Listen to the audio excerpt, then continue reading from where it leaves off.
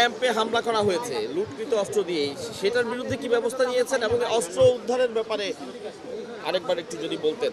আপনি জানেন যে ওই এলাকায় যে আমরা ক্যাম্পটা কিন্তু আমরা খুব রিসেন্টলি করে দিয়েছি এবং যারা এই কাজটা করছে তাদের ধরার জন্য একটা যৌথ বাহিনী করে দেওয়া হয়েছে।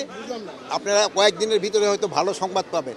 এই যৌথ বাহিনী অভিযান চালিয়ে যারা এখানে ফায়ার করছে তাদের আমরা আইনের আওতায় নিয়ে আর অস্ত্র উদ্ধারের ব্যাপারে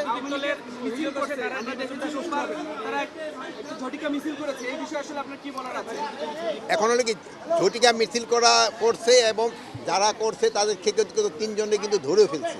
আর এক্ষেত্রে আমি আপনাদের একটা অনুরোধ করব, এই ঝটিকা মিছিলগুলি কিন্তু আশেপাশের থেকে গেছে। আপনারা যদি একটু আগে আমাদের একটু খবর দিয়ে দেন তা আমাদের একটু সুবিধা হয়। আমাদেরও ইন্টেলিজেন্স আছে, আমরাও খবর পাই, বাট আপনারা সবসময় খুব ভালো খবর দিয়ে থাকেন এবং আমাদের সাহায্য সহযোগিতা করেন থাকেন। এই ব্যাপারে আপনারা আমাদের সাহায্য সহযোগিতা করেন।